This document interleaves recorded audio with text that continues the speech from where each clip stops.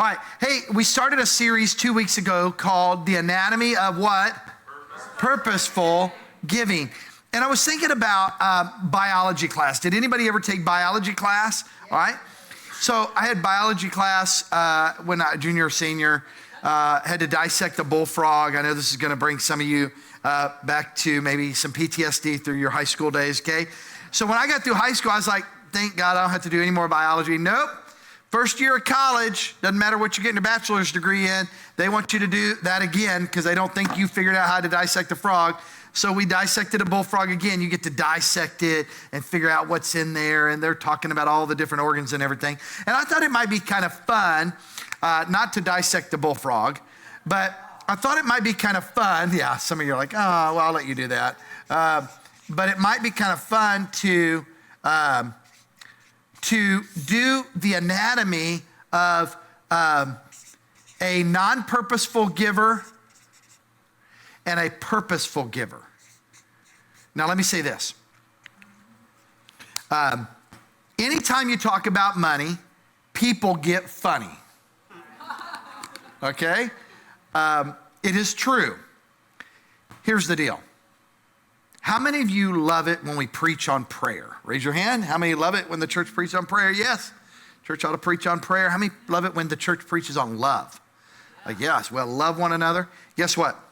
You take prayer and love and a smattering of other subjects. Jesus taught more on money than he did those. That's right. Wow. And the reason why is because it's important. And so what I thought I would do, just kind of fun, I would just talk about the anatomy of a non-purposeful giver. Someone that is a non-purposeful giver has no budget.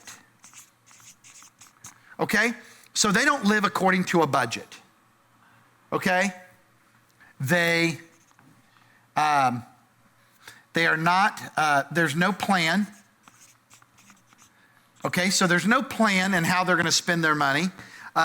They live above their means. All right, now, just true confession time, because we're in church, and I know you guys want to tell people you went to confession today, okay? just kidding. That was supposed to be funny, and it did not come out funny. All right, or you guys are really stuck in the mud today. But how many of you have ever lived above your means? Raise your hand, raise your hand. All right, yep. All right, so we've all been to confession. You've lived above your means, okay? All right, they live above their means. And then in the first service, I said emotional, but Pastor Jordan had a great idea. They are guilt driven when it comes to money. So they go to someone, they're like, oh man, I really should give. Oh man, I feel like they're twisting my arm. I feel guilty. I really want to do that. Now, a purposeful giver, and last but not least is they are non-purposeful. Like there's no purpose in their giving. A purposeful giver lives by a budget. Okay? They have a plan. They live within their means. Okay? They are not guilt-driven, but they get joy when they give, and they're not non-purposeful, that they are very purposeful. So in other words, the way that looks is if somebody that is a purposeful giver is at a gala, for example, like that Hope Haven's doing, and they're like, wow, I love what Hope Haven's doing. And because we live by a budget and we have a plan and we live within our means, we have some extra. Everybody say extra. We have some extra where we can actually write out a check extra. But if I'm a non-purposeful giver, I don't live by a budget, I don't live by a plan, I'm living above my means, and I'm always guilt-driven, and I really don't have any purpose behind what I'm doing. When it comes to a gala or an area where we hear a great need, we're like, I really want to, and this is a bad pair of pants because these are my favorite pair of pants, but the pockets have wore out, so they're broke. But give you an example, okay? I'll give you an example here. What we do is we go, I really want to help but there's nothing there. There's nothing there. So here's my question. Which one do you want to be? A non-purposeful or a purposeful? Now, I want to show you an example in Scripture of a purposeful giver. Turn in your Bibles, if you have a Bible, to Acts chapter 4. Acts chapter 4 is just a short little couple of verses, and I love it because it highlights Barnabas. And we're going to meet Barnabas, and we're going to hear about the very first church. I love this. Verse 34. Acts 4, verse 34. There was not a needy person among them. Hello? Did you see that? Yeah. There was not a what? Needy. A needy person among them. This is amazing. For as many as were owners of lands or houses sold them, brought the proceeds of what was sold, and laid it at the apostles' feet, and it was distributed to each as he had need. Thus Joseph, who was also called by the apostles Barnabas, which means son of encouragement, a Levite, a native of Cyprus, he sold a field that belonged to him and brought the money and laid it at the apostles' feet. Barnabas was a generous person. Like, he saw a need. He was a purposeful giver, and he saw a need, and he goes, oh, you know what I could do? I own a bunch of land. I could sell this piece of land and give the money so the church can distribute it.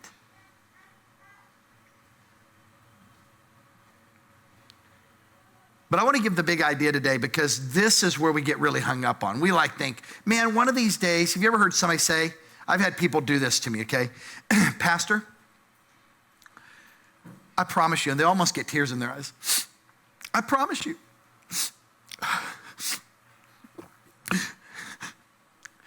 When my wife and I win the lottery, we're going to give money to the church. Can I help you here? I'm going to give you the big idea. If you won't give from the dollar you have, you definitely won't give from the millions. Here's the big idea. Generosity is a mindset, not an amount of money. Let's say it together in person and online. Generosity is a mindset, not an amount of money. I'm going to prove it to you. Mark chapter 12, verse 41. And Jesus sat down opposite the treasury and watched the people putting money into the offering box. Can you imagine how awkward that would be? I mean, just go with me for a minute. One time I was preaching at a church, and their tradition was in this church that the deacons would come up and they would hold the offering plates, and in the middle of the service, everyone would come down and put their money in front of everybody into the offering. Now that was weird. I had never been a part of something like that, okay? And then they counted it, and then the pastor said, we don't have enough here, and they did another offering. I was like, whoa. Whoa. All right, but here's Jesus. Check it out. The offering box is right over there. Jesus is like this.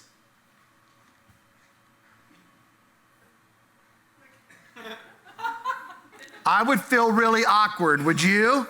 Yeah. How many would feel awkward? Oh, yeah. All right, if you don't, I'll start doing that with you guys. No, I'm joking. And I'm not Jesus. I didn't need to tell you that. He sat opposite the treasury and watched the people putting money into the offering. Many rich people put in large sums. Let me help you here. If you study scripture, they didn't do checks. They didn't have cash. They had coins. And whenever they put the coins in, it wasn't like a cardboard box. It was a metal bucket type deal where it would cling. And the rich people would come up and cling, cling, cling, cling, cling, cling.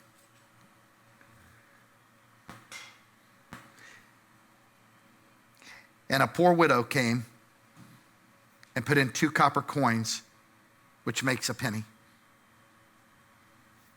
Watch. Jesus is watching. Jesus is over here. And she walks up in front of everybody Listen, cling, cling.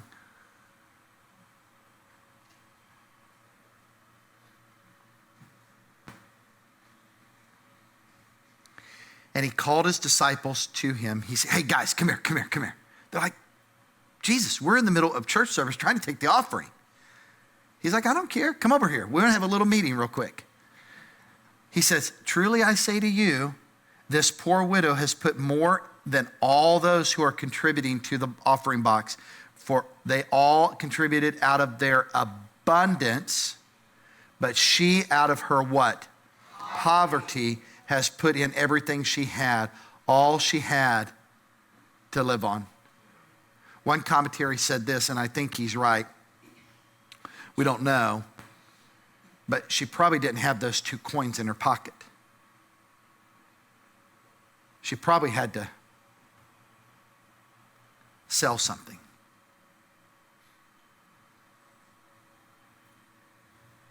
When you study giving in the Bible, you can talk about the Old Testament all you want, and I think our pastors did a great job on that. Here's what I want to tell you. When it comes to New Testament giving, it's all about sacrificial giving.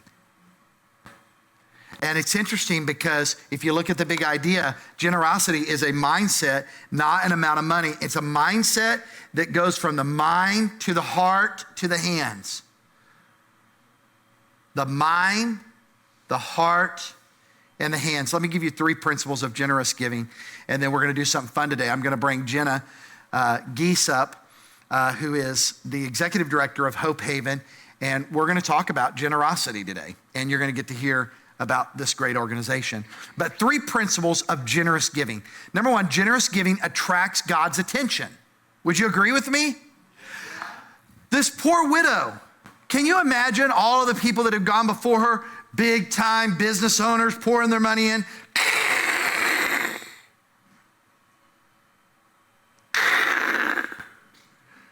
And then all of a sudden, cling, cling. See, in our day and age, you could write a check to the church. 2 people could give me a check. 1 person could give me a check for $1, and they could be like,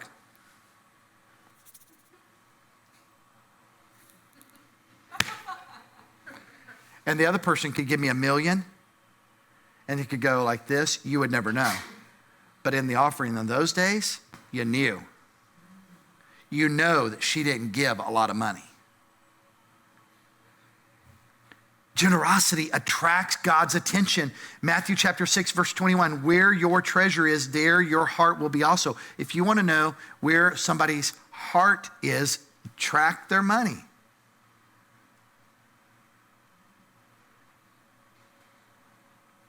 I know it's uncomfortable. It's uncomfortable when I have to prepare this stuff and say, God, are you sure you want me to preach this? Where your treasure is, there your what? Your heart will be also. Number 2, God doesn't count the amount. He counts the sacrifice. And that's what he did with that widow, and that's what he did with every single person. You could have $1,000 and you could give 100 and not make a sacrifice. You could have $10 and you could give 5 and it'd be a sacrifice. Does that make sense? Yes. And then number 3, when we experience generosity, we can't help but pay it forward. Listen, my wife and I shared this in the first service. My wife was here with our grandbaby and our daughter-in-law. We made so many mistakes in parenting. I was thinking about writing a book, but then it would be volumes. It'd be like the encyclopedias, but if, as we go along in retirement one day, if I need to do that, I'll do that. And then I'll have somebody go door to door and sell them, Just kidding. I was going back to the encyclopedia days where they would go door to door selling encyclopedias, but you guys are way too young to remember that. Or are you? All right. So we were probably about, 3 or 4 years into the church. Garrett, our oldest, was 11. Blake was 9, and then Caden was 6 years younger than that. And they were just young kids. We had 3 Christmas Eve services planned this year, 1 on the 23rd, 2 on the 24th. And so, anyways, for whatever reason, we were at Applebee's. It was really late, after like 9:30. We were happy in those days because if we're gonna go to Applebee's, I don't know if you guys ever remember Applebee's, but it's when they used to have good food and they were open. Okay, instead of under new management every week, thinking you're gonna trick me. And they would have half-price appetizers. So we went in there and we were getting ready to leave. We were exhausted. We were in the middle of Christmas Eve services and everything. And I got a phone call from a single mom in our church that was not gonna have anything for Christmas. And they heard me talking to her, and then they heard me talking to Linda. And it wasn't that she wasn't just gonna have presents. She wasn't gonna have any food. Like she was out of money. And that's near and dear to my heart because that's the way I grew up. Like, I have more now than I've ever had in my whole life. I feel like the life that I live is a dream because we grew up with no money, zero money. Like, we were the people that the churches were blessing. We were the people that the volunteer fire department of Parkville, Missouri was bringing sacks of toys to for Christmas and everything. And our boys, all of a sudden, I was telling my wife, and my wife and I were talking about how we could try to figure out how to help as a church, and we were trying to figure out how we could help as a family. It was the 23rd, the best I can remember. It might have been the 24th. And all of a sudden, money started flying up in our minivan. Our kids had just gotten money from their grandparents for Christmas. And I get choked up every time I talk about this because, like, one of them had like $80. And he didn't just throw up 20 and go, hey, pay me back, Dad. I'll loan you. They threw all of the money. They were like, Dad, here. Threw all the money. And I looked at my wife, and I've talked about it. We've like made a lot of mistakes in parenting, and I wouldn't say that we're the golden child example, but I'll tell you this, we've got some generous boys. They're very generous. And when you have that generosity and you experience that generosity, I've never experienced that generosity and go, oh, you need to stop. Stop being generous. You need to stop that. Don't talk about generosity to me anymore. You hear me? If I see you giving extra to other people, I'm not even gonna be your friend anymore. You don't do that, do you? No, you go, wow. I'm attracted to that. I want to be a part of that. I want to go give. I want to start paying forward. And it was amazing that night that just our family, the amount of money we were able to raise, and then the church was able to help, and then we were able to get a hold of Heart and Hand and some other organizations, and we were able to bless this single mom in our church. See, look at the point. When we experience generosity, we can't help but pay it forward. And there was a church in Corinthians that wasn't rich. And I want to close with this story, and then I want to bring Jenna up. Look at what it says, 2 Corinthians chapter 8, verse 1. It tells us a story. It says, we want you to know, brothers, about the grace of God that has been given among the churches of Macedonia. Now let's stop right there, okay? Everybody hang with me, okay? I'm not mad. No, you don't need to say that. I'm telling you, I'm not mad as a pastor, but I'm getting ready to tell you something that's been on my heart since vacation. Okay? This church had encountered grace at such a deep level that they couldn't help but talk about the grace of God. I'm tired of churches in America talking about what they're against, but never what they're for. That's right. Don't tell the world what you're against when you've never gotten onto Facebook and tell them about the grace of God in your life and about the love of God in your life. Don't tell them about, you look at the life of Jesus. Jesus never went around and go, hey, you're wrong. Like the woman at the well, she'd had 5 husbands. The one she was living with wasn't her husband. Guess what?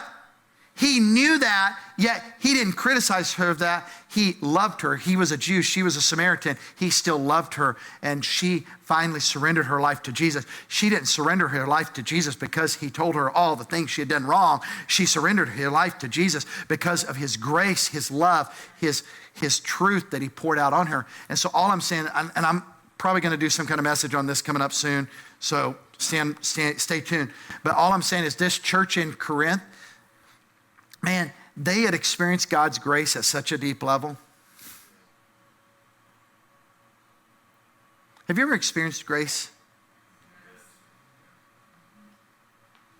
Like at such a deep level that if I don't lose sight of the grace that God has given me, I will never look down at people because I remember where I came from.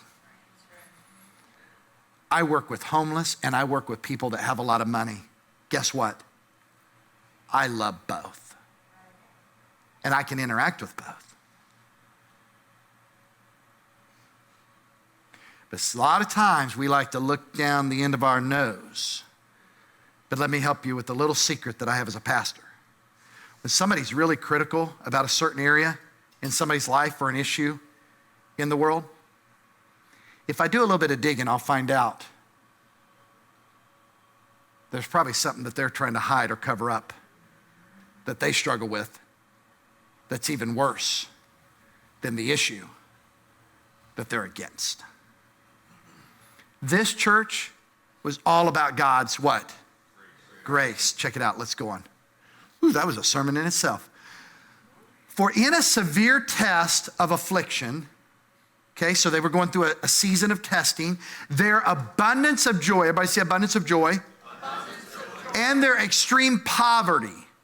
So was this a rich church or a poor church? Poor church.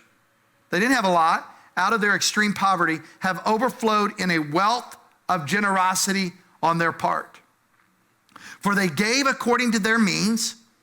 They gave according to what they could, as I can testify, and beyond their means of their own accord. In other words, they gave beyond their means sacrificially. They didn't even have to have their arm twisted, begging us earnestly for the favor of taking part in the relief of the saints. And this not as we expected, but they gave themselves first to the Lord and then by the will of the Lord to us. I don't have time to preach on this part today, but you will never give of your money if you haven't given yourself to God. According, we urge Titus as he had started, so he should complete among you this act of what? Grace. But as you excel in everything, in faith, in speech, in knowledge, in all earnestness, and in our love for you, see that you excel in the act of giving. Does it say that? No. See that you excel in the act of what? Grace. Because listen to me, church. Whenever you excel in the act of grace and you just meditate on the fact that God saved me, God chose a hyperactive teenage boy who probably should have went to prison like his middle brother went to prison, in and out of federal and state prison his whole life and still struggling.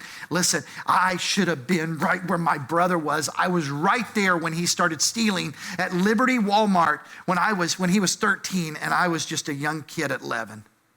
I was right there. I could have went down the same path, and yet God saved me.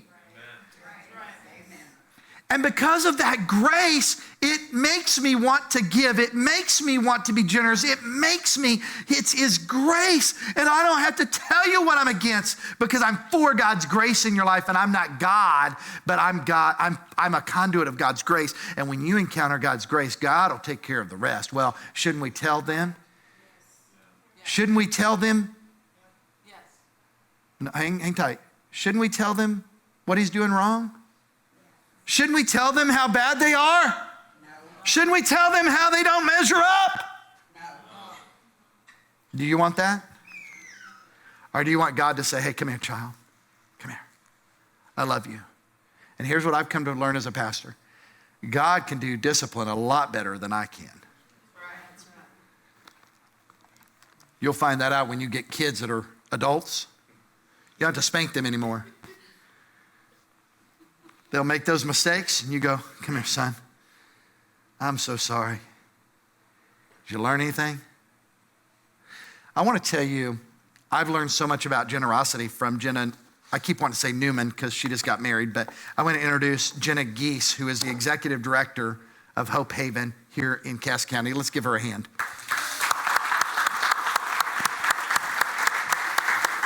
Good to see you, Jenna. So I'm excited because we met, what year did we meet? 2018. Yeah, why don't you tell people how we met? So I was a new director. I was the interim executive director in 2017, and I wrote a grant for funding for street outreach. And I wrote this grant to reach out to the homeless population, to pull the victims of domestic and sexual violence out of the homeless population to be able to take them to our emergency shelter.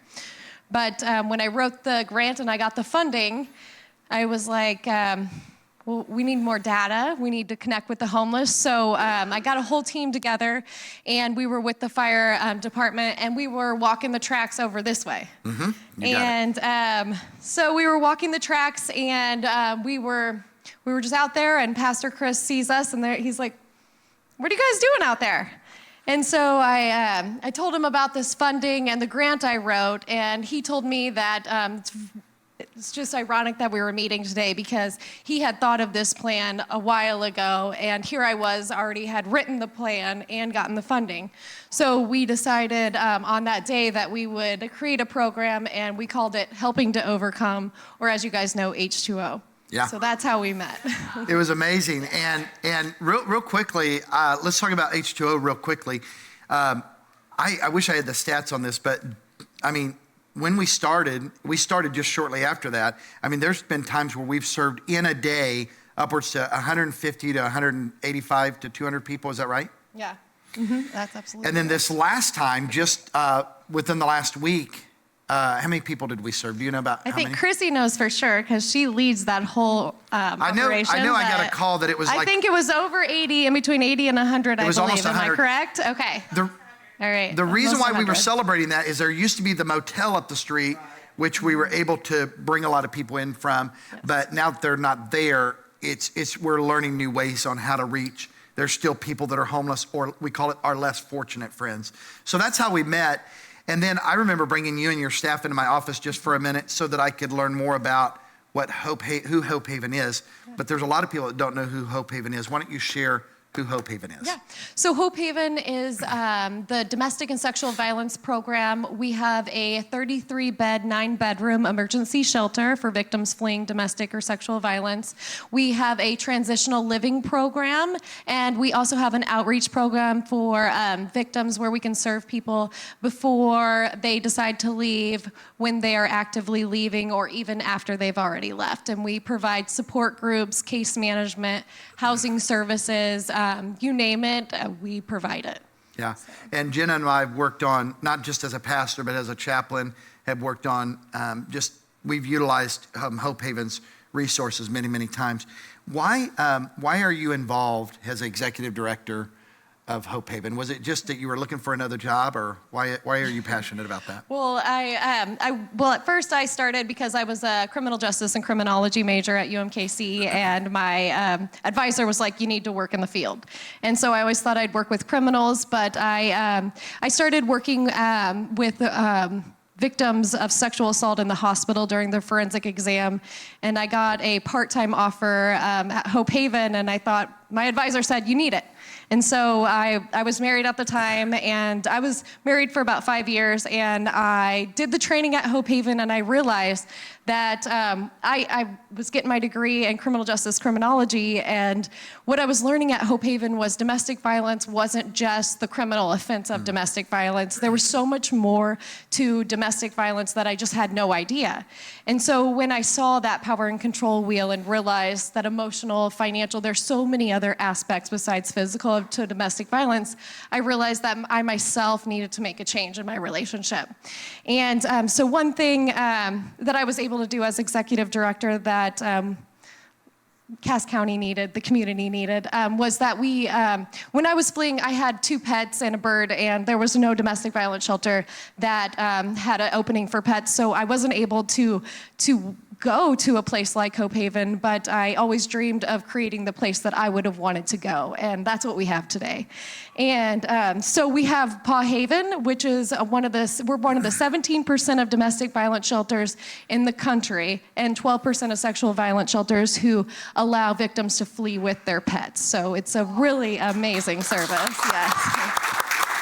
And let me just say, Yeah. a lot of people don't understand the significance of that, but when you're in the middle of the night trying to convince a lady to get help, and they're saying, there's no way I'm going to leave without my dog or my cat or whatever, it's heartbreaking to see that they will stay there even for that animal. Yeah, and I gotta say, I always thought that we built it for women like myself leaving, but over the years, I've come to realize that we built it for the children. We ask them to leave everything behind, but asking them to leave their pets and the horror stories I heard before we offered that service, I know that service is, it's saving lives, truly. And one other thing is, I gave a speech this morning at the first service, and we had somebody come up to me, and she didn't know that I also needed Paw Haven, and when it wasn't available, but she got to use Paw Haven, and she was one of our first people that did use Paw Haven. And I've seen her around town multiple times over the years, and she came up with happy tears this morning just to say, that she didn't know that was my experience too, but she was so thankful for that service and just Hope Haven in general. So it was really great. Yeah, and what I love about Jenna is she is passionate about helping people. And I love the partnership that LifeQuest Church and Hope Haven have, and Heart and Hand, to serve the less fortunate. And we will continue to do it no matter where we move to, no matter where we are as a church. We will continue to reach people that are less fortunate. It's what Jesus has called us to do. It's what I believe that we should do. And there's so many other things I'd love to see us do as God provides the funding. Jenna, we were talking, we are part of a business group called Business Quest. I started it a little over 6 years ago. I meet with business people in the community every Thursday morning. And we were talking about what would happen if there were no Hope Haven. And I was thinking about Cass County and the women and the children, and even some of the men that you've worked with. Like, there would be a huge hole left. And I was thinking, since this series is on generosity, and you've had the effects of LifeQuest Church on your life and on the organization that you lead, what would happen if LifeQuest Church disappears tomorrow? So I got to tell a story just so you guys know how important LifeQuest is to our community, to Hope Haven, to other organizations who are serving those who are in need. So we also created a program called Rapid Rehousing, and Rapid Rehousing is when we can take a victim who is working hard, they have a working budget, they're ready for that permanent housing, and we hosted a Helping to Overcome event, and she came there and she identified herself as a victim of domestic violence. She was staying in the hotel, and she was spending all her money on the hotel, and she could easily afford rent, but she was in that cycle that I'm sure you guys have heard about. And so when we met her at Helping to Overcome, we talked to her. We were able to rapid rehouse her within the first 24 hours of knowing her. And I was so excited because I write the funding, and I love to see the outcomes. I called the auditor of the HUD funding source that we had, and I told her, and she said that was the quickest that anybody had ever rapid rehoused anyone in the state of Missouri. And I just think it's so cool that we got to do that with LifeQuest Church.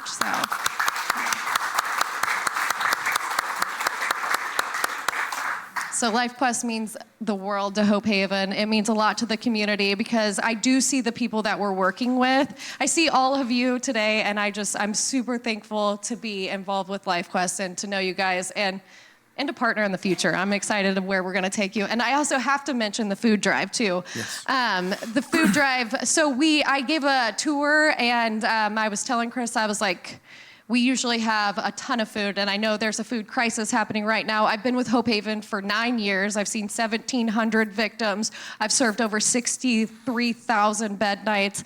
And I was telling him over all this time, all these people, we've always had junk food. And so we have funding from the federal and state government, and they tell us, junk food isn't something that they want to fund. It's just, there's other things that churches can provide, like the government doesn't believe that we should help people with their cars. But we know if you want to keep your job, you got to have transportation. And so LifeQuest has been a blessing in so many ways by helping victims with the little things that they need. A new tire when their abuser has slashed their tires, which happens far too often. But most importantly, you guys just recently did that food drive for us, and we had bare cabinets for the first time in the 9 years I've worked there. We had bare cabinets. We had children that weren't eating the food that we were providing because they don't always love broccoli, but sometimes even the parents had to go out and buy McDonald's, and spend their money on junk food because we didn't have what they were used to eating. And so with the blessing that you guys gave us in the food donation, we have some in reserve, but the children have been walking around, eating all the snacks, just really healing the way that they should be. So thank you all for that. It truly means a lot to everyone. So. Yeah, that's awesome. And one point that Jen and I were talking about is that, it's the middle of the night and the sheriff's deputies or the law enforcement are taking this family, taking these kids out of their bed and taking them to a new place to live, uprooting them from their surroundings. And I can't even say this without crying, but the kid says, "Mommy, I'm hungry." "Oh, well, we got broccoli. That's what the government has." "I don't want broccoli." But you know what I see here? And I asked you LifeQuesters to do this. I see peanut butter stuff. I see Jiffy to go. I see Pop-Tarts. I see all kinds of granola bars and stuff that kids would want, a little bit of comfort food in that moment for them to feel comfortable because they're in the middle of this terrible crisis that they didn't ask for. And so what I want to say is thank you guys as a church for serving Hope Haven. And when you run out, let us know because we will, look. I will. 4,125 items. That was just for Hope Haven, by the way, that we did on that food drive. We're going to celebrate Heart and Hand here in a couple weeks. Jeff, why don't you come on up? Jeff is with Thrivent Financial. We were able to surprise Jenna the first service, but now she knows what's going to happen now. But Jeff is with Thrivent Financial, and Jeff is the one that helped us coordinate the food drive. And Jenna, we want to present you with a check for $1,250 to Hope Haven. Thank you. And here's the real check because you can't cash this. I can't take this one, I guess. But here, I want you to hear this story. So if you'll hang on to this check right here. Nope, sorry.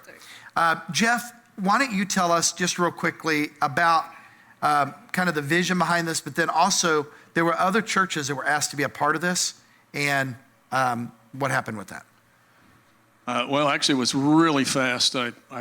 We had a deal where we were doing matching dollar for dollar up to so many items, and there were 6 organizations or 6 food pantries we were going to support, and you guys came together so fast. Probably over 95% of the items came from you guys, and it was just amazing. It was less than a week, and boom, it was happening. So the majority of the money is going to Hope Haven and Heart and Hand. We gave a little bit still to a couple of the other churches, our food pantries, but you guys did awesome. Yeah, and I want to thank Thrivent Financial. If you've not found out about Thrivent Financial, you can ask Jeff about them, but just thank you for your generosity. And here's what I want to highlight, if you'll give the microphone back to her real quickly. What I want to highlight is that 6 churches were asked to do this, all right? LifeQuest, thank you for stepping up. We accomplished 95% of that goal. And that's what I love about this church. We might not be the richest church, we might not be the fanciest church, but I want to see us be the most sacrificial, giving, generous church. And guess what? You already are. You already are. So Jenna, is there anything you want to say in closing on your part? No, I just want to say thank you again. And I want to welcome you all to follow us on Facebook, of course, and just keep in touch through social media because we do a lot of work with LifeQuest and we're really looking to see what the future will hold.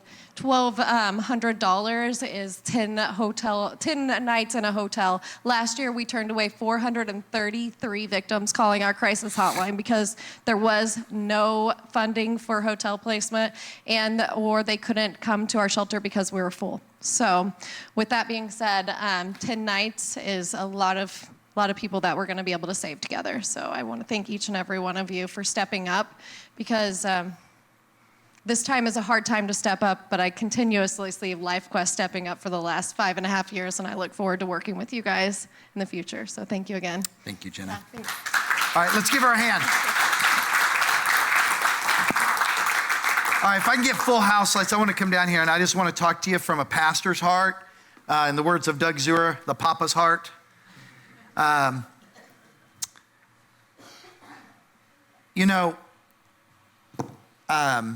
My heart, this series, if you think this series is about what we want to get from you, it's not. It's what I want for you. In fact, I've told people this, if you get a bad attitude about the church talking about money, then just give all of your money to Hope Haven. Forget about LifeQuest. Because it is about your heart. But here's what I'm saying. You have no idea how many people, and Jen and I were talking, because executive director, pastor has similarities. You have no idea how many people she deals with and how many people I deal with and our staff deals with every week in different situations, in different areas, in different crises, many of which we can't even tell you about. That just needs a hand up, not a handout. They just need a little bit of help. And I've just always been a leader that I lead with yes. I go, yes, let's figure out how to make it happen, And until I'm not the pastor here, I want us, and I hope that it will continue when I'm not the pastor here, that LifeQuest will be you don't have to be the richest church to be the most generous church. It's not about the amount of money. Guys, I talked about this at our 20-year anniversary. It is about the amount of influence and the impact that we're having on this community. You know what I would love to do? I would love next year to say, hey, we're presenting a check for $20,000. I would love to be able to do that. I'd love to be able to do and meet some of the different needs. And we can, if all of us that call LifeQuest Church our home, and if you're a guest, this doesn't include you, but if you're part of our church family, if you become a purposeful giver,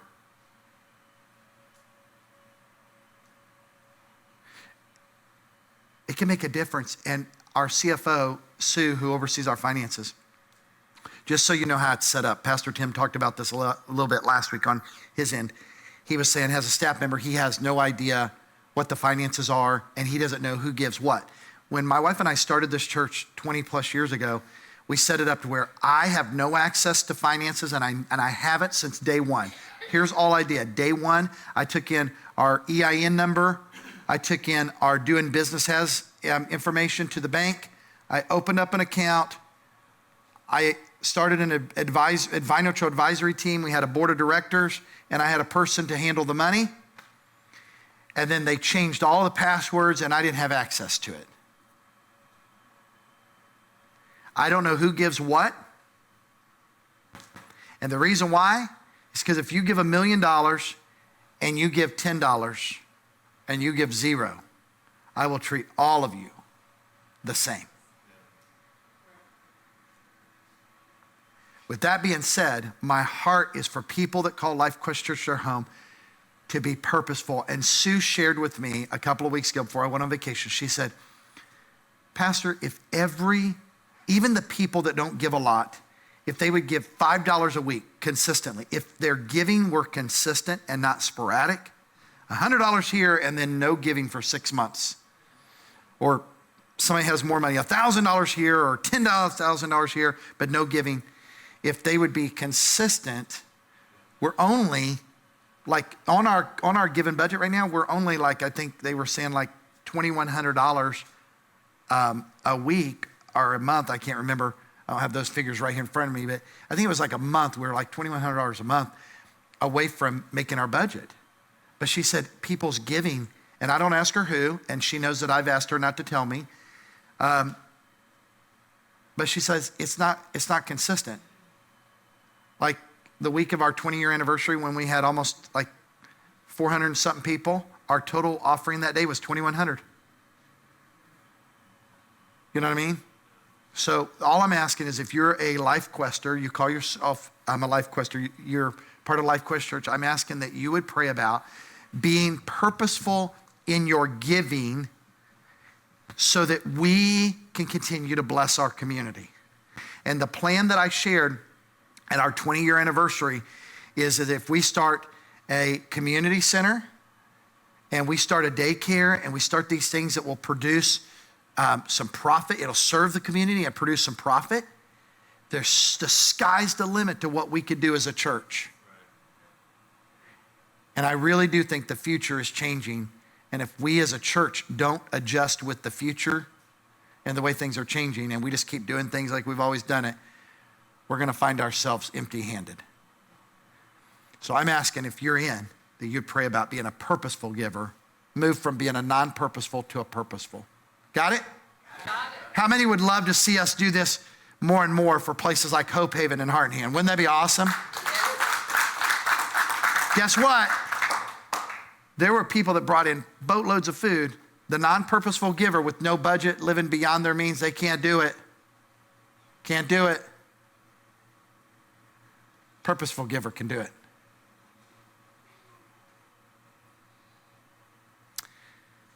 I didn't mention this. There's a book out called Everyday Millionaires by Chris Hogan, part of Dave Ramsey. He talked about everyday millionaires. Many of them are people that have made less than $30,000 and $40,000 a year.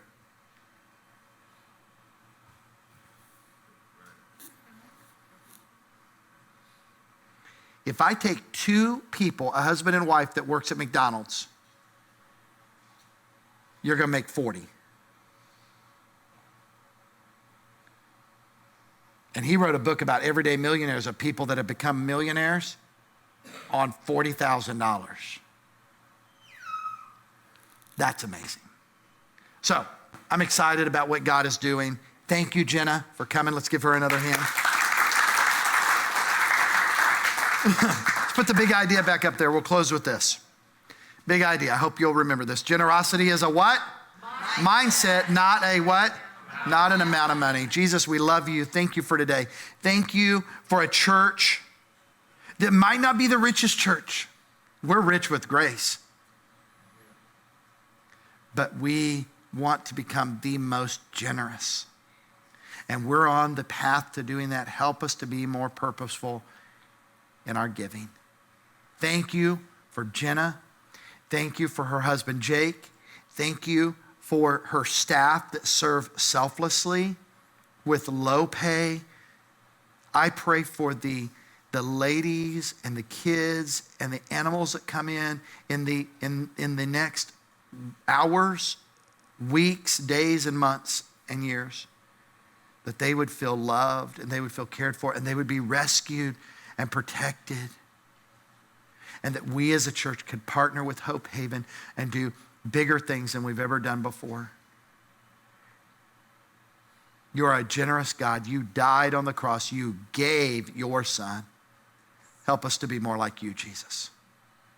In your name I pray. And everyone said,